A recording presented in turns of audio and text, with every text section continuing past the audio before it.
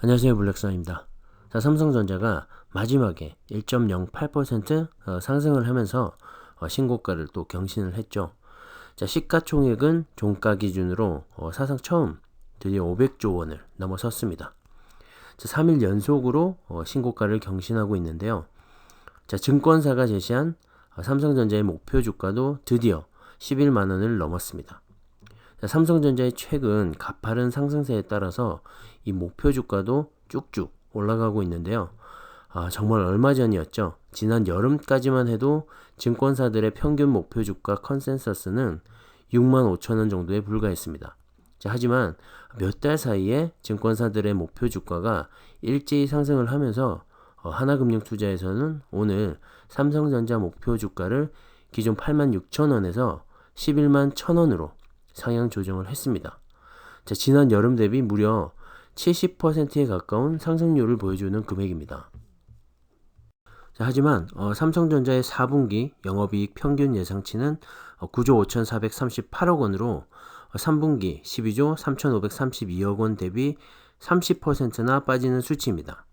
자, 특히 올 1분기 영업이익 컨센서스도 8조 5,620억 원으로 4분기 대비 1조 원이나 더 떨어지는 수치인데요. 자, 그럼에도 불구하고 이 증권사들의 삼성전자 목표 주가는 계속 올라가고 있습니다. 자, 지난 4분기와 올해 3월까지 1분기가 되겠죠. 삼성전자의 영업이익은 다소 떨어지지만 이 증권사들이 목표 주가를 올리고 있다는 건 분명히 더 큰 그림으로 봤을 때 2분기 이후 올 하반기와 내년까지 호재가 있다는 것이겠죠. 자, 삼성전자의 매출액과 영업이익이 크게 상승할 것이라는 전망이 있기 때문일 겁니다. 자, 이런 구체적인 수치들은 이 정보력에서 뛰어난 증권사들이 더 잘 알고 있겠죠. 자, 그리고 삼성전자와 같은 우리나라 1등 주식의 목표 주가를 함부로 올려잡거나 내려잡지도 않을 테고 말이죠. 삼성전자의 주가 상승 이유에는 여러 가지가 있겠죠. 자, 그 중에서 가장 중요한 것이 바로 시스템 반도체와 파운드리에서의 성장, 디램 업황 개선에 따른 이 반도체 슈퍼 사이클로의 진입이 아닐까 합니다. 그리고 올 초 새롭게 발표될 주주 환원 정책에서 기대되는 이 고배당 정책이겠죠. 현재 분기별로 받고 있는 주당 354원의 이 배당금이 앞으로 삼성전자의 매출액과 영업이익이 향상이 되면서 더 많은 이익을 주주들에게 돌려주는 것이죠. 물론 5G 통신 장비와 이미지 센서, 스마트폰 등의 판매 호조도 포함이 된 수치일 겁니다. 자, 아무튼 종합적으로 봤을 때 지금을 쉼표 정도로 보는 게 좋을 것 같습니다. 자, 한 단계 더 높은 상승을 위한 숨고르기 정도인 것이죠. 주가도 그렇지만 영업이익과 매출액을 말하는 겁니다.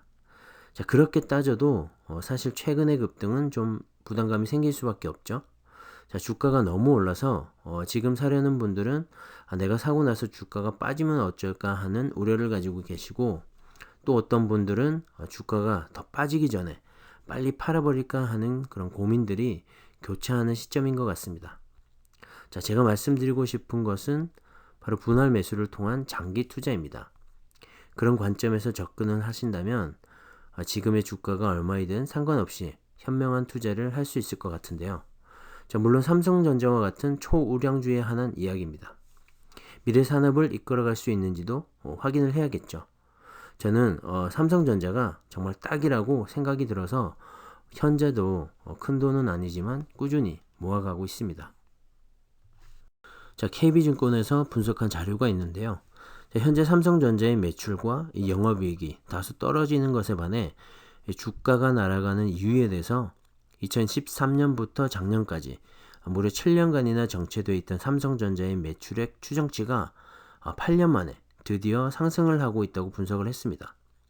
자, 7년 동안 229조 원에서 238조 원 사이로 횡보하던 이 매출액이 올해부터는 상승세를 이어나갈 것이라는 분석입니다.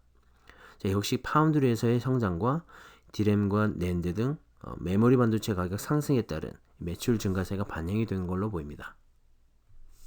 자, 그리고 삼성전자의 주가 순자산 비율인 PBR 역시 오랜 기간의 하락세를 멈추고 상승 국면으로 전환하고 있는 모습입니다. 자, PBR은 주가를 주당 순자산으로 나눈 비율인데요. 자, 순자산은 회사를 청산할 때 이 주주가 받을 수 있는 가치를 말합니다. 자, 수치가 한 배보다 낮으면 주가가 회사를 청산했을 때 받을 수 있는 가격만도 못하다는 뜻이죠. 자, 그동안 삼성전자의 이 PBR이 떨어져도 기업의 가치로 봤을 때 매력이 없어서 투자금이 들어오지 않았는데 최근 파운드리와 같은 신사업에 공격적인 투자를 하면서 이 밸류에이션이 좋아지게 되고 낮은 PBR이 오히려 매력적이고 저평가가 되어 있다고 생각이 든 거죠. 자, 그 말은 투자를 통해서 더 많은 돈을 벌게 되고 매출액과 영업이익 향상을 가져오게 되어서 장기적으로는 회사가 더 큰 성장을 해나갈 수 있다라는 겁니다. 자, 그러면 사람들은 그 회사에 투자를 하게 되겠죠. 너도 나도 사려고 몰려들 겁니다. 매출액과 영업이익의 상승에 따라 이 기업의 가치 또한 올라가게 되는 것이죠. 자, 그래서 하락세를 이어오던 이 삼성전자의 PBR이 다시 고개를 들고 올라가기 시작한 것은 아주 고무적인 일입니다. 자, 기업의 가치가 올라가고 있다는 것이니까요. 게다가 아직까지 낮은 PBR은 아주 매력적일 겁니다. 자, 바로 이 점이 최근 삼성전자의 주가가 상승세를 이어가는 이유 중에 하나입니다. 상승하는 매출액과 영업이익 그리고 낮은 PBR이 정말 매력적입니다.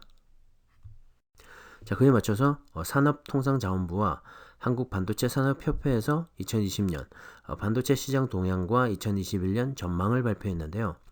자, 지난해 반도체 수출은 992억 달러로 2019년보다 5.6% 증가했다고 밝혔습니다. 자, 이 수치는 역대 최고의 반도체 수출을 보였던 2018년도 1267억 달러에 이어서 2위에 해당합니다. 자, 코로나 상황에서도 꾸준히 수출량을 늘리면서 역대 2위 규모의 수출을 달성했는데요. 자, 특히나 영업이익률이 높은 고부가 가치 산업이죠.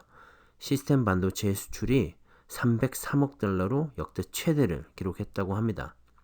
자, 올해 전 세계 반도체 시장은 지난해보다 10%가량 성장할 것으로 예상을 했는데요. 특히나 메모리 시장에서는 13에서 20%가량 커질 것으로 전망을 했습니다. 자, 그리고 올해 반도체 수출 규모를 지난해보다 10.2% 증가한 최대 1093억 달러까지 예측을 했는데요. 역시나 올해 반도체 업황을 정부도 좋게 보고 있는 것 같습니다. 자, 메모리 반도체 역시 가격 상승으로 D램 중심의 수출이 대폭 증가할 것으로 예상을 했고 지난해보다 12%나 증가한 최대 729억 달러까지 보고 있네요. 자, 시스템 반도체 역시 전년 대비 7% 증가한 330억 달러의 실적을 예상했습니다. 자, D램과 낸드의 메모리 반도체의 가격 상승도 기대가 되지만 저는 역시 이 비메모리 반도체 시장의 성장이 특히나 기대가 됩니다. 삼성의 파운드리가 올해 얼마나 힘을 낼지 다 같이 한번 지켜보시죠. 자, 여러 가지 지표와 예측이 올해 삼성전자와 반도체 업황에 호조세를 예상하고 있는데요. 정말 그렇게 되어서 삼성전자의 주가도 훨훨 날아갔으면 합니다. 자, 이번 영상도 여러분의 투자에 도움이 되었길 바랍니다. 자, 오늘은 여기까지 할게요. 감사합니다.